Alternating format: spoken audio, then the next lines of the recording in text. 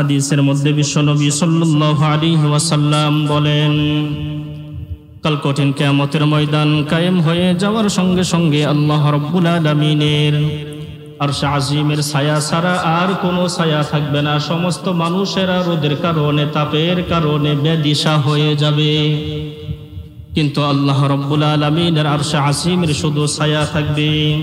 এই আরশ আজিমের ছায়ার নিচে আল্লাহ রাব্বুল আলামিন তাদেরকেই শুধু জায়গা দিবে। 7 শ্রেণীর লোকদেরকে আল্লাহ রাব্বুল আলামিন জায়গা দিবেন। এই 7 শ্রেণীর লোকদের মধ্যে এক শ্রেণীর লোক হচ্ছে দুনিয়ার মধ্যে যারা সর্বক্ষেত্রে ন্যায় ইনসাফ প্রতিষ্ঠা করেছেন। সুবহানাল্লাহ। জিন্দেগি মে বন্দেগি শর্মিন্দা হ্যায়, जिंदगी में बंदगी शर्मिंदा है, जिंदगी में बंदगी तो करना है, जिंदगी में बंदगी शर्मिंदा है, जिंदगी में बंदगी शर्मिंदा है।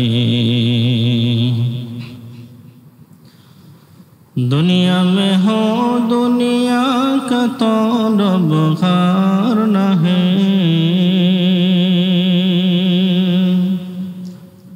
बाजार से गुजर हो खरीददार न है, दुनिया में हो दुनिया का तलबगार न हो, बाजार से गुजर हो खरीददार न हो।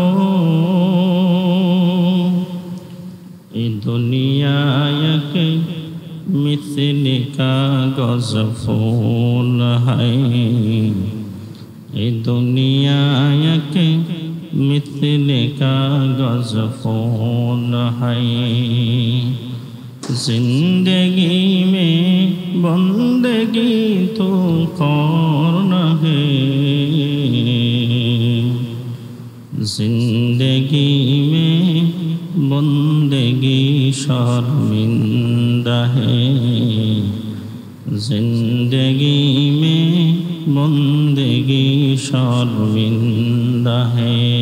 আমরা গত শুক্রবারে আলোচনা করেছিলাম, আমাদের সকলের আলোচনার বিষয় ছিল ন্যায় ইনসাফ, ন্যায় বিচার প্রতিষ্ঠায় রাসূল করিম সাল্লাল্লাহু আলাইহি ওয়াসাল্লামের আদর্শ নিয়ে আমরা আলোচনা শুনছিলাম। আজকেও আল্লাহ রাব্বুল আলামিন যদি তৌফিক দান করেন, আজকেও আমরা উক্ত আলোচনা উক্ত বিষয় নিয়ে করব ইনশাআল্লাহ। তাহলে আজকের আলোচনার বিষয় হচ্ছে ন্যায় ইনসাফ প্রতিষ্ঠায়, ন্যায় বিচার প্রতিষ্ঠায় রাসূল করিম সাল্লাল্লাহু আলাইহি ওয়াসাল্লামের আদর্শ। ন্যায় বিচার সম্পর্কে আল্লাহ রাব্বুল আলামিন কোরআনুল কারীমের মধ্যে অনেকগুলো আয়াতে কারীম আল্লাহ রাব্বুল আলামিন দুনিয়াতে পাঠিয়েছেন। কোরআনুল কারীমের মধ্যে আল্লাহ তাআলা নাযিল করেছেন। যত নবী এবং রাসূলদেরকে আল্লাহ রাব্বুল আলামিন দুনিয়াতে পাঠিয়েছেন, সমস্ত নবী এবং রাসূলদের দুনিয়াতে পাঠানোর অন্যতম একটা উদ্দেশ্য ছিল দুনিয়ার মধ্যে ন্যায় ইনসাফ, ন্যায় বিচার প্রতিষ্ঠা করা। এর পাশাপাশি আমাদেরকেও আল্লাহ রাব্বুল আলামিন দুনিয়াতে পাঠিয়েছেন। এর মধ্যে হইতে অন্যতম একটা উদ্দেশ্য হচ্ছে আমরাও যেন দুনিয়াতে থাকা অবস্থায়, দুনিয়াতে এসে ন্যায় ইনসাফ প্রতিষ্ঠা করতে পারি, ন্যায় বিচার আমরা যেন কায়েম করতে পারি। এজন্য আল্লাহ রাব্বুল আলামিন দুনিয়াতে আমাদেরকেও পাঠিয়েছেন। ন্যায় ইনসাফ তথা ন্যায় বিচার সম্পর্কে আল্লাহ রাব্বুল আলামিন বলেন, ইন্নাল্লাহা ইউহিব্বুল মুকসিতিন, অবশ্যই আমি আল্লাহ রাব্বুল আলামিন ন্যায় বিচার তথা ন্যায় ইনসাফ প্রতিষ্ঠাকারীকে ভালোবাসি। সুবহানাল্লাহ। বর্তমান যুগে, বর্তমান বিশ্বের দিকে আমরা যদি তাকাই, কোথাও আজকে ন্যায় বিচার, ন্যায় ইনসাফ নাই। ন্যায় বিচারের কথা, ন্যায় ইনসাফের কথা শুধু আমরা ডিকশনারিতেই পাই, বইয়ের পাতা পর্যন্তই আমাদের সীমাবদ্ধ। অথচ রাসূল করিম সাল্লাল্লাহু আলাইহি ওয়াসাল্লাম এবং আল্লাহ রাব্বুল আলামিন দুনিয়াতে আমাদেরকে পাঠিয়েছিলেন ন্যায় ইনসাফ প্রতিষ্ঠা করার জন্য। আমরা যদি ভারতের বিরুদ্ধে কথা বলি, অনেকে আমাদেরকে বিভিন্ন ধরনের কথা বলে। আমরা যদি আমেরিকার বিরুদ্ধে কথা বলি, অনেকে আমাদের দিকে বাঁকা চোখে তাকায়। আমরা যদি ইসরায়েলের বিরুদ্ধে কথা বলি, অনেকে আমাদের দিকেও বাঁকা চোখে তাকায়। আচ্ছা বলুন তো, আমরা কি ভারতের বিরুদ্ধে কথা বলি, আমেরিকার বিরুদ্ধে কথা বলি, নাকি ইসরায়েলের বিরুদ্ধে কথা বলি? আমরা তো বলি ভারতের জুলুমের বিরুদ্ধে, আমেরিকার জুলুমের বিরুদ্ধে, ইসরায়েলের জুলুমের বিরুদ্ধে আমরা কথা বলি। এই ন্যায় ইনসাফ তথা ন্যায় বিচার শুধু আজকে ডিকশনারিতেই পাওয়া যায় আর মুখে মুখেই শোনা যায়, কিন্তু বাস্তবে ন্যায় ইনসাফ এখন দুনিয়াতে নাই। তো রাসূল করিম সাল্লাল্লাহু আলাইহি ওয়াসাল্লাম তার জীবনের সর্বক্ষেত্রেই, ওনার ব্যক্তিগত জীবন, পারিবারিক জীবন, সামাজিক জীবন, রাষ্ট্রীয় জীবন, সর্বোপরি জীবনে জন্ম থেকে নিয়ে মৃত্যুর আগ পর্যন্ত তিনি ন্যায় ইনসাফ প্রতিষ্ঠা করে গেছেন। তার ধারাবাহিকতায় সাহাবায়ে কেরাম রাদিয়াল্লাহু তাআলা আনহুমরাও দুনিয়াতে ন্যায় ইনসাফ, ন্যায় বিচার প্রতিষ্ঠা করে গেছেন। সেই সুবাদে আমরা এখন দুনিয়াতে আসছি। আমাদেরকে আল্লাহ রাব্বুল আলামিন দুনিয়াতে পাঠিয়েছেন ন্যায় ইনসাফ তথা ন্যায় বিচার, ইনসাফ প্রতিষ্ঠা করার জন্য, কারো উপরে জুলুম না করার জন্য। ন্যায় ইনসাফের কথা যদি আমরা বলি, তাহলে শুধু আমরা রাষ্ট্রের দিকেই তাকাই না। ন্যায় ইনসাফ শুধু রাষ্ট্রের মধ্যেই সীমাবদ্ধ নয়। ন্যায় ইনসাফ, ন্যায় বিচার আপনার আমার জীবনের মধ্যে সীমাবদ্ধ। আমার দ্বারা কারো প্রতি যাতে কোনো জুলুম না হয়, অর্থাৎ আরেকজনের প্রতি আপনি জুলুম করবেন, এটাই হচ্ছে মানে ন্যায় ইনসাফ প্রতিষ্ঠা না করা, অর্থাৎ অন্যের প্রতি জুলুম করা। আমার পরিবারের ক্ষেত্রে আমার বাবার উপরে যাতে করে আমার দ্বারা জুলুম না হয়, আমি যাতে বাবার উপরেও ন্যায় ইনসাফ কায়েম করতে পারি। আমার পরিবারের মধ্যে আমি যাতে করে আমার স্ত্রীদের উপরেও ইনসাফ প্রতিষ্ঠা করতে পারি। আমার পরিবারের ক্ষেত্রে আমি যাতে করে আমার বোনের উপরেও তার সঠিক হক, ন্যায় বিচার, ন্যায় ইনসাফ তার ক্ষেত্রেও কায়েম করতে পারি।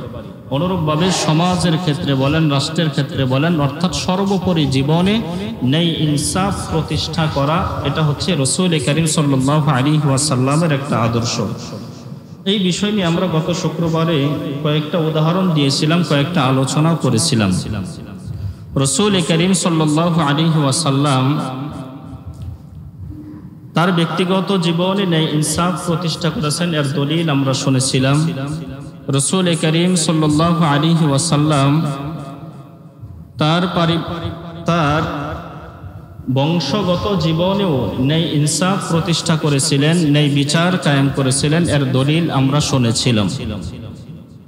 রাসূল করিম সাল্লাল্লাহু আলাইহি ওয়াসাল্লাম দেশের মধ্যেও ন্যায় ইনসাফ প্রতিষ্ঠা করেছেন। কিভাবে? বুখারী শরীফের বর্ণনায় বিশ্ব নবী সাল্লাল্লাহু আলাইহি ওয়াসাল্লাম যখন মক্কা থেকে হিজরত করে মদিনার মধ্যে চলে গেলেন, তিরমিজি শরীফের বর্ণনায় এই হাদিসের বর্ণনাকারী হচ্ছে হযরত আব্দুল্লাহ ইবনে সালাম রাদিয়াল্লাহু তাআলা আনহু। তিনি বলেন, বিশ্ব নবী সাল্লাল্লাহু আলাইহি ওয়াসাল্লাম যখন মক্কা থেকে হিজরত করে মদিনার মধ্যে আসলেন, আসার সঙ্গে সঙ্গে মদিনার বাসী সকল মানুষেরা মিলে বলতে থাকলো, কদিমা রাসূলুল্লাহ, কদিমা রাসূলুল্লাহ, আল্লাহর রাসূল আসছে, আল্লাহর রাসূল আসছে। সবাই এই বাক্যগুলা বলতেছে, বলে বলে রাসূল করিম সাল্লাল্লাহু আলাইহি ওয়াসাল্লামের কাছাকাছি যাইতেছে। যাওয়ার পরে সমস্ত মানুষেরা যখন এক জায়গায় হয়েছে, একত্রিত হয়েছে, রাসূল করিম সাল্লাল্লাহু আলাইহি ওয়াসাল্লাম যখন মদিনার মধ্যে পৌঁছলেন, পৌঁছার সঙ্গে সঙ্গে বিশ্বনবী সাল্লাল্লাহু আলাইহি ওয়াসাল্লাম লম্বা একটা ভাষণ দিলেন। সবাই এক জায়গায় জড়ো হয়েছে, রাসূল করিম সাল্লাল্লাহু আলাইহি ওয়াসাল্লাম ওই জায়গায় লম্বা একটা ভাষণ দিলেন। তখনও পর্যন্ত হযরতে আব্দুল্লাহ ইবনে সালাম রাদিয়াল্লাহু তাআলা আনহু ইসলাম ধর্ম গ্রহণ করেন নাই। ওই সময়টার মধ্যে আব্দুল্লাহ ইবনে সালাম রাদিয়াল্লাহু তাআলা আনহুর কাছে বিশ্বনবী সাল্লাল্লাহু আলাইহি ওয়াসাল্লাম দুনিয়ার মধ্যে সবচেয়ে বড় দুশমন ছিলেন। তথা নবীজিকে আব্দুল্লাহ ইবনে সালাম রাদিয়াল্লাহু তাআলা আনহু তিনি দেখতেই পারতেন না, মুহাম্মদ সাল্লাল্লাহু আলাইহি ওয়াসাল্লামের নাম তিনি শুনতেই পারতেন না। তো সমস্ত মানুষেরা যখন বিশ্বনবী সাল্লাল্লাহু আলাইহি ওয়াসাল্লামকে ঘিরে আসে, এমন সময় আব্দুল্লাহ ইবনে সালাম রাদিয়াল্লাহু তাআলা আনহু তিনিও মজলিসের মধ্যে সমস্ত মানুষের সঙ্গে মিশে দাঁড়িয়ে আছে। দাঁড়িয়ে থাকার পরে আব্দুল্লাহ ইবনে সালাম রাদিয়াল্লাহু তাআলা আনহু বিশ্বনবী সাল্লাল্লাহু আলাইহি ওয়াসাল্লামের চেহারা মুবারক দেখার সঙ্গে সঙ্গে বললেন, এই চেহারা কোনো মিথ্যাবাদীর চেহারা হতে পারে না। সুবহানাল্লাহ। এর আগে নবীজিকে দেখে নাই, নবীজি তার কাছে সবচাইতে বড় দুশমন ছিলেন। নবীজিকে দেখার সঙ্গে সঙ্গেই তিনি বললেন যে এই চেহারা কখনো দুশমনের, কখনো মিথ্যাবাদীর চেহারা হতে পারে না। সুবহানাল্লাহ। এইবার আব্দুল্লাহ ইবনে সালাম রাদিয়াল্লাহু তাআলা আনহু দাঁড়িয়ে থাকলেন। বিশ্বনবী সাল্লাল্লাহু আলাইহি ওয়াসাল্লাম লম্বা একটা ভাষণ দিলেন। ওই ভাষণের মধ্যে রাসূল করিম সাল্লাল্লাহু আলাইহি ওয়াসাল্লাম মদিনাকে প্রতিষ্ঠা করার জন্য ৪৭টা ধারা বর্ণনা করেছেন। কয়টা ধারা? ৪৭টা ধারা রাসূল করিম সাল্লাল্লাহু আলাইহি ওয়াসাল্লাম বর্ণনা করেছেন। ওই ৪৭টা ধারার মধ্যে ৩ নম্বর ধারার মধ্যে বিশ্বনবী সাল্লাল্লাহু আলাইহি ওয়াসাল্লাম বললেন, এই মদিনার মধ্যে অনেক গোত্রের মানুষ আছে, অনেক ধর্মের কিন্তু মানুষ আছে, অনেক বর্ণের কিন্তু মানুষ আছে। তোমরা শুনে রাখো, যে যেই ধর্মের মানুষই হোক না কেন, যে যেই বর্ণের মানুষই হোক না কেন, তোমরা কারো উপরে জুলুম করবা না। সুবহানাল্লাহ। কারো উপরে জুলুম করা যাবে না। তাদের উপরেও, তাদের অধিকারের ক্ষেত্রেও তোমরা ন্যায় ইনসাফ তথা ন্যায় বিচার কায়েম করবা। এই বক্তব্যটা শোনার সঙ্গে সঙ্গে আব্দুল্লাহ ইবনে সালাম রাদিয়াল্লাহু তাআলা আনহুর তার মনটা ভরে গেছে। সুবহানাল্লাহ। যে কি বলে, যাকে সবচাইতে বেশি শত্রু মনে করলাম, এ দেখে আমাদের ধর্মের ব্যাপারে কথা বলে যে কারো উপরে জুলুম করা যাবে না, এর চাইতে শ্রেষ্ঠ মানুষ আর কে হতে পারে। সুবহানাল্লাহ। ওই ভাষণের মধ্যে রাসূল করিম সাল্লাল্লাহু আলাইহি ওয়াসাল্লাম গুরুত্বপূর্ণ আরো 3টা কথা বলেছেন। 1 নম্বর কথা হচ্ছে রাসূল করিম সাল্লাল্লাহু আলাইহি ওয়াসাল্লাম বলেন, আফসুস সালাম, তোমরা সালামের প্রচার এবং প্রসার করো। ওয়া আতঈমুত তাআম, এবং মানুষদেরকে তোমরা খাবার খাওয়াও।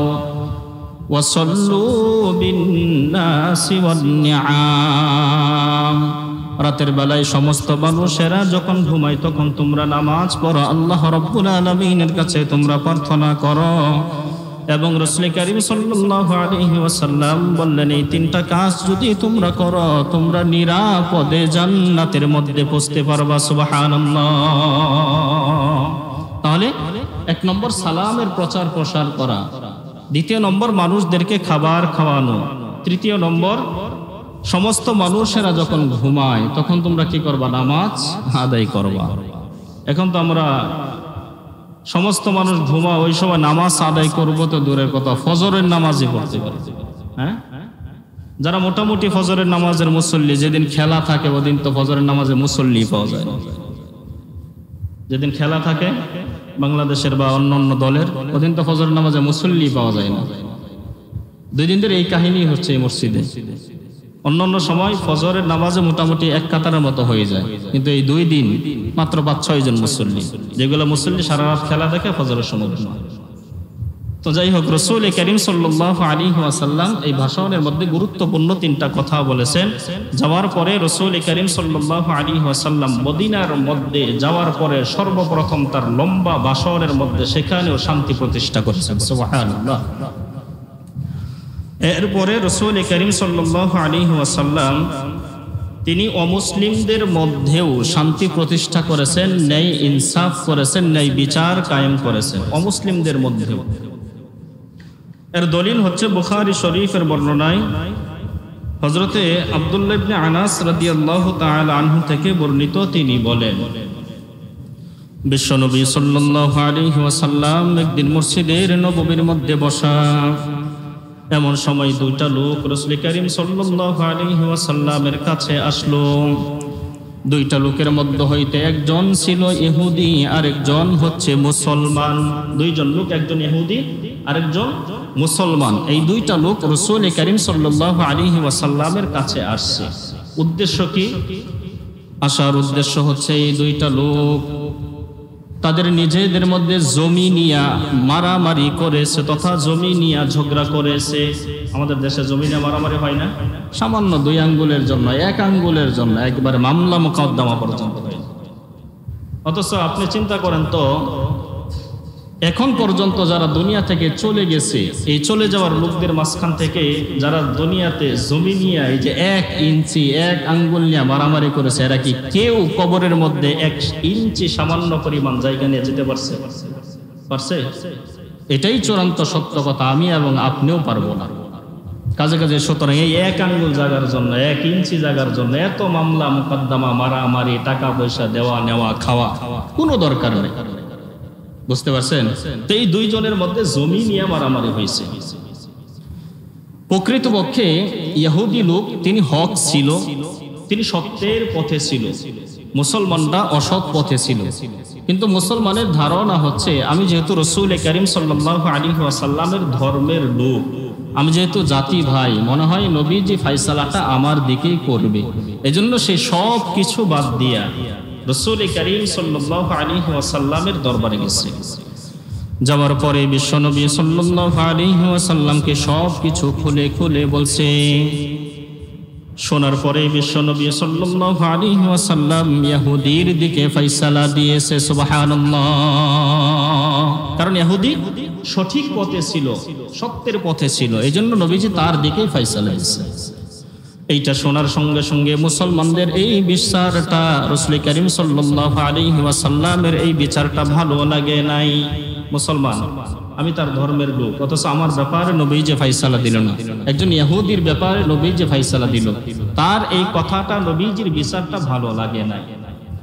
এইবার ওই দুইটা লোক রাসূল করিম সাল্লাল্লাহু আলাইহি ওয়াসাল্লামের দরবার থেকে বের হওয়ার পরে মুসলমানটা বলতেছে, চলো আমরা ওমর রাদিয়াল্লাহু তাআলা আনহুর কাছে যাই, মনে হয় ওমর রাদিয়াল্লাহু তাআলা আনহু সঠিক বিচারটা করবে। এই দুইজন লোক যখন সাইয়েদনা ওমর রাদিয়াল্লাহু তাআলা আনহুর কাছে গেল, যাওয়ার পরে ওমর রাদিয়াল্লাহু তাআলা আনহুকে ঘর থেকে বের করলেন। বের করার পরে ওমর রাদিয়াল্লাহু তাআলা আনহুকে সব কিছু খুলে বললেন। বলার সঙ্গে সঙ্গেই ওমর রাদিয়াল্লাহু তাআলা আনহু বললেন, তোমরা দুইজন এই জায়গার মধ্যে দাঁড়াও, আমি ঘরের ভিতর থেকে আসতেছি। এইবার ওমর রাদিয়াল্লাহু তাআলা আনহু ঘরের মধ্যে গেলেন। যাওয়ার পরে সব চাইতে বড় যেই তরবারি, সেই তরবারিটা হাতের মধ্যে নিয়ে আসার সঙ্গে সঙ্গে, নিয়ে আসার পরে দুইজনের সামনে দাঁড়াইলেন। দাঁড়ানোর পরে বললেন, বিশ্বনবী সাল্লাল্লাহু আলাইহি ওয়াসাল্লাম বিচার করে দিছে, এটা কি তোমাদের ভালো লাগে না? এইটা বলে ওমর রাদিয়াল্লাহু তাআলা আনহু ওই মুসলমানের দেহ থেকে কাল্লাকে আলাদা করে ফেললেন। সুবহানাল্লাহ। নবীজি বিচার করে দিছে, এটা তোমাদের ভালো লাগে না? না, আমার কাছে আসছো, রাসূলের বিচার ভালো লাগে না? যিনি দুনিয়ার মধ্যে সর্বশ্রেষ্ঠ ইনসাফ প্রতিষ্ঠাকারী, ন্যায় বিচার প্রতিষ্ঠাকারী, তার বিচার তোমাদের ভালো লাগে না? ওমর রাদিয়াল্লাহু তাআলা আনহু এক কূপে কল্লাকে মাথা থেকে, দেহ থেকে আলাদা করে দিয়েছে। এবার বলুন, রাসূল করিম সাল্লাল্লাহু আলাইহি ওয়াসাল্লাম অমুসলিমদের মধ্যেও ন্যায় বিচার তথা ন্যায় ইনসাফ প্রতিষ্ঠা করেছেন কি করেন নাই? করেছেন। অথচ আজকে আমরা নিজের দলের বিরুদ্ধে গেলে, অপর দলের লোক হইলে তার প্রতি জুলুম শুরু করে দিই। আছি না ভাই? হ্যাঁ, আমার দলের লোক না, অপর দলের লোক, তার উপরে আমরা জুলুম শুরু করি। এটা জুলুম। আর জুলুমকারীকে আল্লাহ রাব্বুল আলামিন কখনো ক্ষমা করবেন না, মনে রাখবেন। জুলুমকারীকে আল্লাহ রাব্বুল আলামিন কখনো ক্ষমা করবেন না। তো মুসলিমদের মধ্যেও সে হোক হিন্দু ধর্মের লোক, সে হোক পৌত্তলিকের লোক, সে ইহুদি হোক, নাসারা হোক, খ্রিস্টান হোক, যাই কিছু হোক, তার ব্যাপারেও যথাযথ প্রাপ্য যেটা আপনি তাকে দেওয়ার চেষ্টা করবেন। এটাই হচ্ছে রাসূল করিম সাল্লাল্লাহু আলাইহি ওয়াসাল্লামের ন্যায় ইনসাফ, ন্যায় বিচার প্রতিষ্ঠা করার অন্যতম একটা আদর্শ। 4 নম্বর, রাসূল করিম সাল্লাল্লাহু আলাইহি ওয়াসাল্লাম নিজের ঘরের মধ্যেও ন্যায় বিচার, ন্যায় ইনসাফ প্রতিষ্ঠা করেছেন, নিজের ঘরের মধ্যে।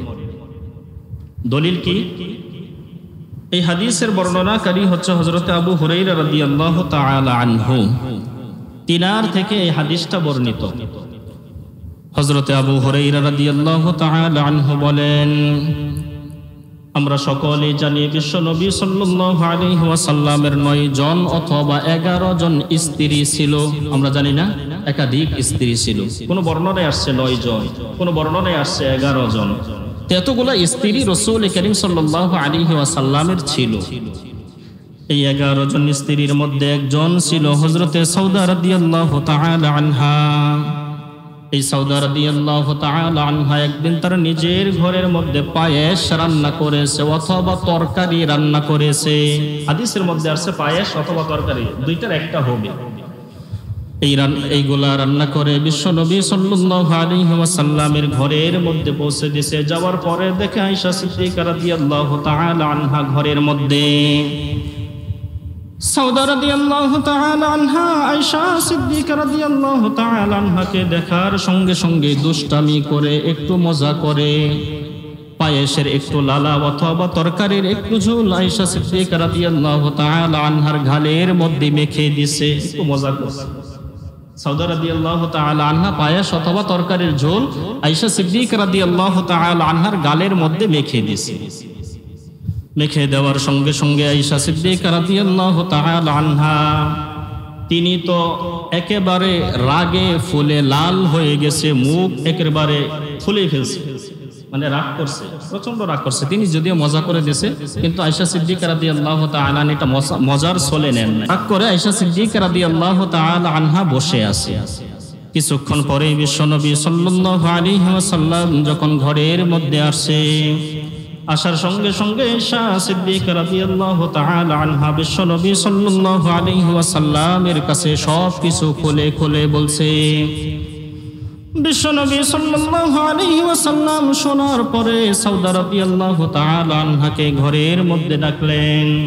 ডাকার পরে রাসূল করিম সাল্লাল্লাহু আলাইহি ওয়াসাল্লাম মাঝখানে বসলেন, সাইদা আয়েশা সিদ্দিকা রাদিয়াল্লাহু তাআলা আনহাকে বসাইলেন, আর এক সাইডে হযরতে সাউদা রাদিয়াল্লাহু তাআলা আনহাকে বসাইলেন। দুইজনকে নবীজি দুই পাশে বসাইলেন, মাঝখানে নবীজি বসা। দেখেন পরিবারের ক্ষেত্রে রাসূল করিম সাল্লাল্লাহু আলাইহি ওয়াসাল্লাম কেমন ন্যায় ইনসাফ, ন্যায় বিচার কায়েম করেছে। বসার পরে বিশ্বনবী সাল্লাল্লাহু আলাইহি ওয়াসাল্লাম হযরতে আয়েশা সিদ্দিকা রাদিয়াল্লাহু তাআলা আনহাকে বললেন, তুমিও সাউদা রাদিয়াল্লাহু তাআলা আনহার গালের মধ্যে পায়েস অথবা তরকারির ঝোল মাখিয়ে দাও।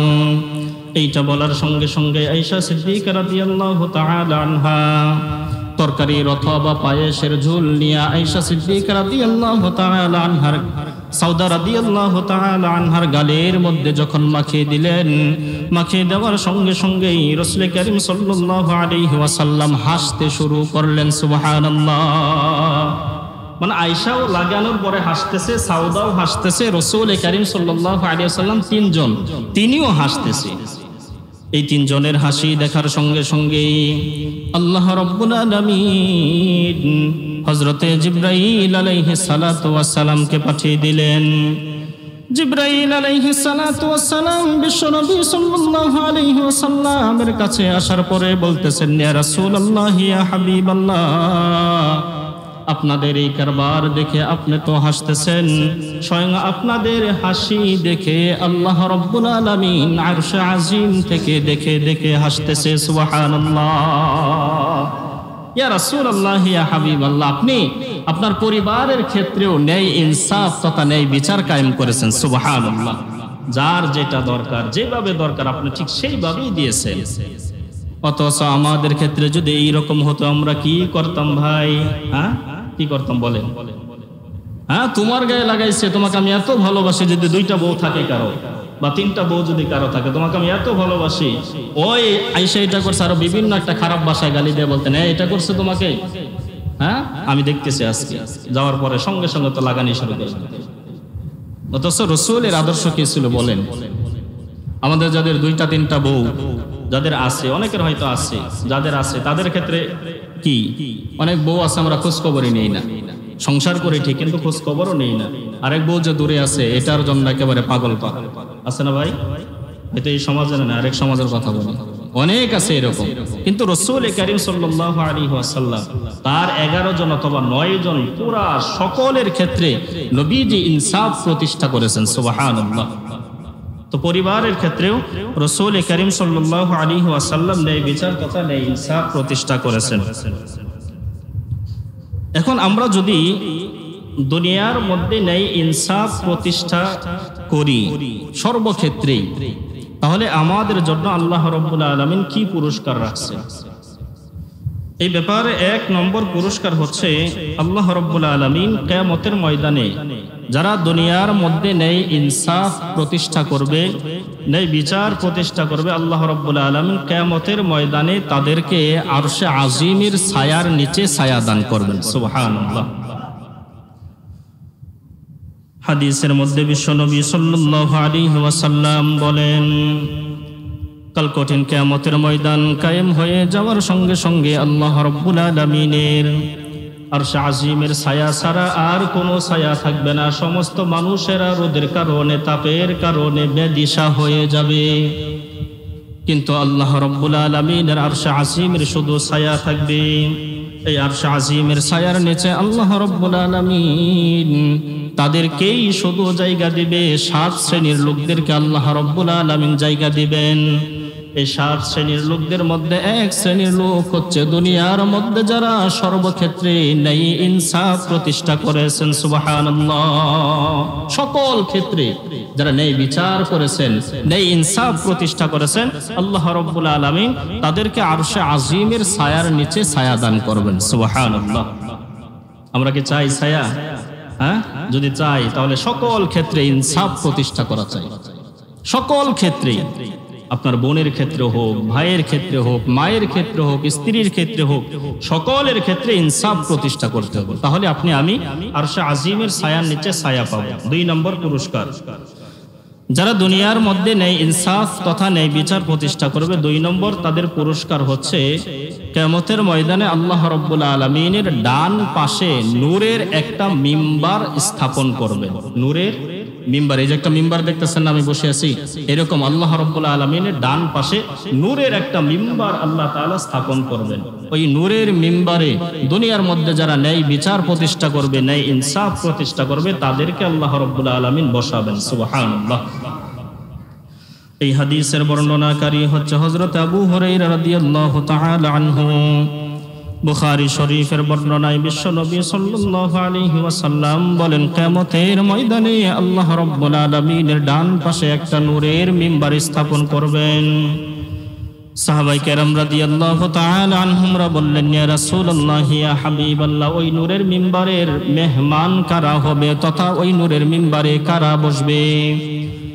এইটা বলার সঙ্গে সঙ্গেই বিশ্বনবী সাল্লাল্লাহু আলাইহি ওয়াসাল্লাম বললেন, শোনো, ওই নূরের মিম্বারে আল্লাহ রাব্বুল আলামিন দুনিয়ার ওই সমস্ত মানুষদেরকে বসাবেন যে সমস্ত মানুষেরা দুনিয়ার মধ্যে সর্বক্ষেত্রে ন্যায় ইনসাফ প্রতিষ্ঠা করেছেন। সুবহানাল্লাহ। সর্বক্ষেত্রে যারা ন্যায় ইনসাফ প্রতিষ্ঠা করেছে তাদেরকে আল্লাহ তাআলা নূরের মিম্বারে বসাবেন। এই হলো 2টা পুরস্কার। এখন আমরা যদি দুনিয়াতে ন্যায় ইনসাফ প্রতিষ্ঠা না করি তাহলে আমাদের শাস্তি কি? এই ব্যাপারে 2টা শাস্তির কথা বলে শেষ করে দিচ্ছি। যারা ন্যায় ইনসাফ দুনিয়াতে প্রতিষ্ঠা করবে না, যে কোনো সাইটেই হোক, ন্যায় ইনসাফ যারা, ন্যায় বিচার যারা প্রতিষ্ঠা করবে না, কায়েম করবে না, তাদের 2টা শাস্তি। 1 নাম্বার, এই সমস্ত মানুষের উপরে আল্লাহ রাব্বুল আলামিন রাগান্বিত থাকবেন। নাউজুবিল্লাহ বলবেন না? এই সমস্ত মানুষের উপরে আল্লাহ রাব্বুল আলামিন কি থাকবেন? রাগান্বিত থাকবেন। আচ্ছা বলেন, কিয়ামতের ময়দানে আল্লাহ রাব্বুল আলামিন যদি আমার আপনার উপরে রাগান্বিত থাকে তাহলে আমার আপনার উপায় কি বলেন? হ্যাঁ, জাহান্নাম ছাড়া কোনো উপায় আছে? কোনো উপায় নাই। তো দুনিয়াতে যারা ন্যায় ইনসাফ প্রতিষ্ঠা করবে না, তারা তাদের উপরে আল্লাহ রাব্বুল আলামিন কিয়ামতের ময়দানে রাগান্বিত অবস্থায় থাকবে। 1 নম্বর শাস্তি। 2 নম্বর শাস্তি হচ্ছে আল্লাহ রাব্বুল আলামিন হযরত আব্দুল্লাহ ইবনে মাসউদ রাদিয়াল্লাহু তাআলা আনহু থেকে বর্ণিত এই হাদিসটা, বিশ্বনবী সাল্লাল্লাহু আলাইহি ওয়াসাল্লাম বলেন, কিয়ামতের ময়দানে ওই সমস্ত মানুষের উপরে আল্লাহ রাব্বুল আলামিন রাগান্বিত থাকবেন। এটা হচ্ছে 1 নম্বর। 2 নম্বর শাস্তির ব্যাপারে আল্লাহ রাব্বুল আলামিন কোরআনুল কারীমের মধ্যে বলেন, ইন্নামা يؤخرهم ليوم تشخص فيه الأبصار।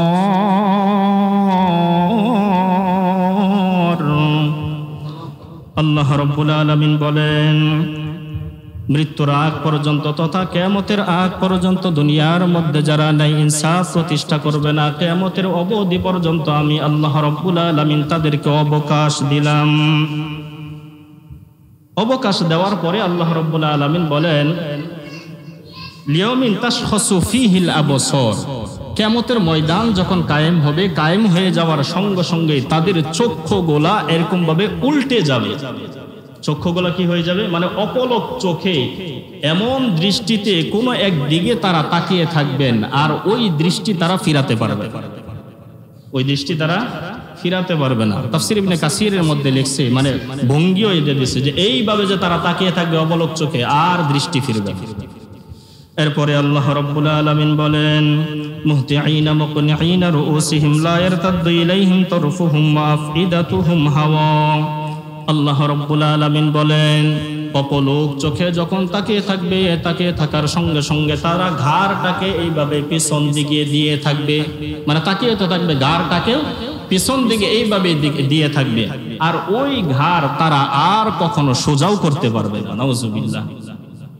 তাহলে দুনিয়ার মধ্যে যারা ন্যায় ইনসাফ প্রতিষ্ঠা করবে না, তাদের 2 নম্বর শাস্তি কি? 2 নম্বর শাস্তি হচ্ছে কিয়ামতের আগ পর্যন্ত আপনি জুলুম করতে থাকেন মানুষের উপরে, কিয়ামতের আগ পর্যন্ত আল্লাহ রাব্বুল আলামিন আপনাকে অবকাশ দিয়েছে, ক্ষমতা দিয়েছে, আপনি করেন, কোনো সমস্যা নাই। কিন্তু কিয়ামতের ময়দান কায়েম হয়ে যাওয়ার সঙ্গে সঙ্গে আপনার চোখগুলা অপলক চোখে এমন একটা দৃষ্টিতে একদিকে তাকিয়ে থাকবে, ঘাড়টা থাকবে আপনার পিছনের দিকে, ওই দৃষ্টি আর আপনি নামাতেই পারবেন। নাউজুবিল্লাহ। এজন্য ভাই, দুনিয়াতে আমরা যে অবস্থায় থাকি না কেন, কারো উপরে কোনো প্রকার জুলুম করব না ইনশাআল্লাহ। চাই সেটা আমার বাবার উপরে হোক, আমার ভাইয়ের উপরে হোক, আমার মায়ের উপরে হোক, আমার বোনের উপরে হোক, হ্যাঁ, সমাজের উপরে হোক, দেশের উপরে হোক, আলেমদের উপরে হোক, কারো উপরে আমরা কি করব না, কোনো প্রকার জুলুম করব না।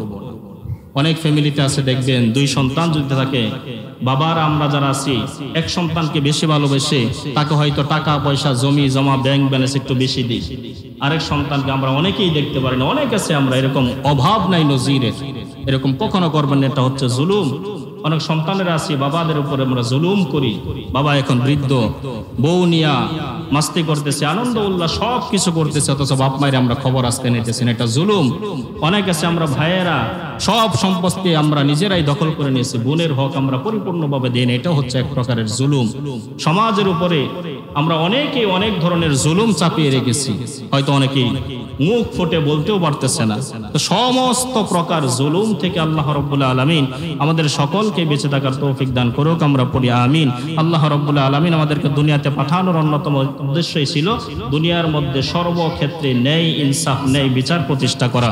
আল্লাহ রাব্বুল আলামিন আমাদের সকলকে মৃত্যুর আগ পর্যন্ত ন্যায় ইনসাফ প্রতিষ্ঠা করার তৌফিক দান করুক, আমরা পড়ি আমিন।